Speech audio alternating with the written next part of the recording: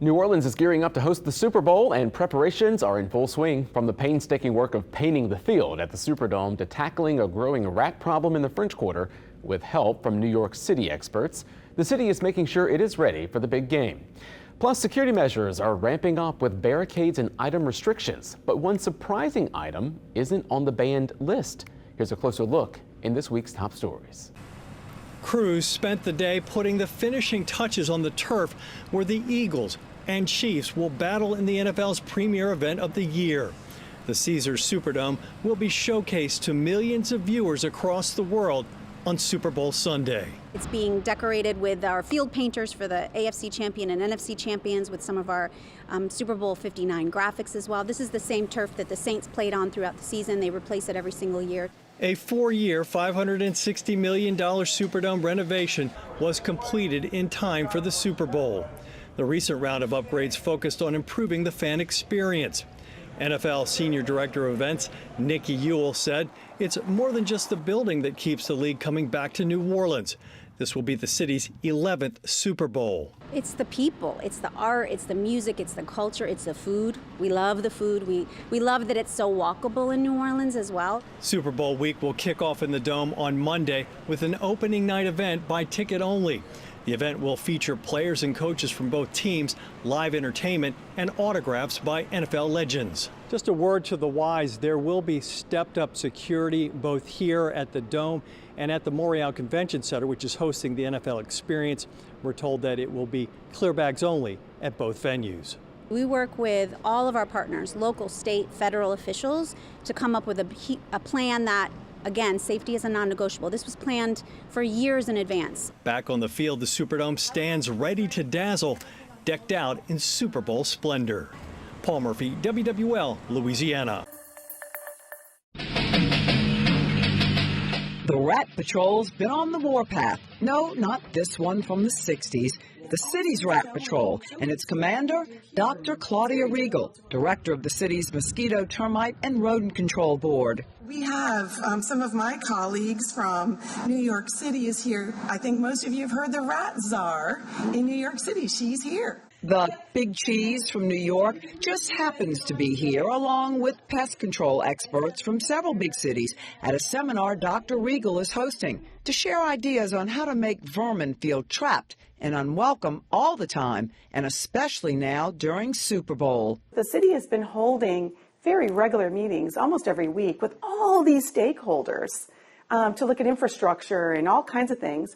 And fortunately, Mosquito and Rodent Control has a seat at the table. And it's paid off. A new study just found that the rat problem in many cities is soaring, but in New Orleans, there have been fewer reports of sightings. And we've done inspections with a pest management professional inside the Dome.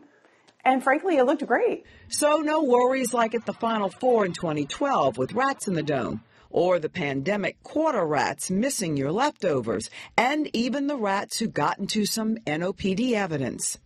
The rats eating our marijuana, they're all high. So why are there so many rats? Well, here's some quick Rat Biology 101 for you. A rat can have a litter every single month, and in that litter is 8 to 16 pups. They can learn. So it's difficult to control them with just rodenticides, poisons, or traps, because they learn that that's not something they want to eat. Both Audubon senior veterinarian Dr. Robert McLean and Dr. Riegel say it's all about finding a good meal. We have food everywhere. They have access to our garbage without much trouble at all. And so that's a big problem. Also, people are feeding animals outside, so they have access to that as well. So the city wants you to rat on any rats you see, and be a good neighbor and business owner. Keep all garbage lids closed. Rodents? Yes. It's the trash, right? So I'm telling you, it's all about the food source. Meg Farris, WWL, Louisiana. It's regrettable. Claude Schlesinger, attorney for the Fraternal Order of Police, applauds the French Quarter security measures announced for the Super Bowl. But he also sees a gaping hole. The governor's to be commended for what he's doing for the terrorism and for securing the French Quarter from that aspect.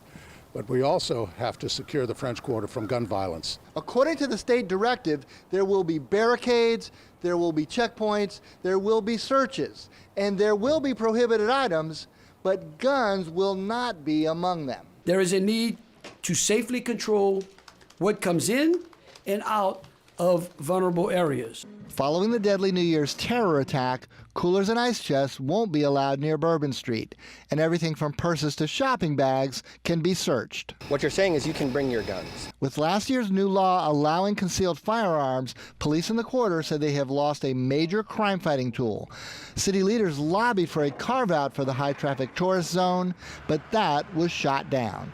Loyola University law professor Will Snowden. And the fact that that is still authorized and allowed and not considered to be one of the things that should be rescinded to promote safety is really concerning and from my perspective, very hypocritical. Obviously, someone wanting to inflict a great deal of carnage anywhere in our city, particularly in the French Quarter, no doubt about it. I mean, it's clear that a firearm is one of the easiest things to access and to carry around. City Council Vice President Helena Moreno was among those who fought for a French Quarter carve-out.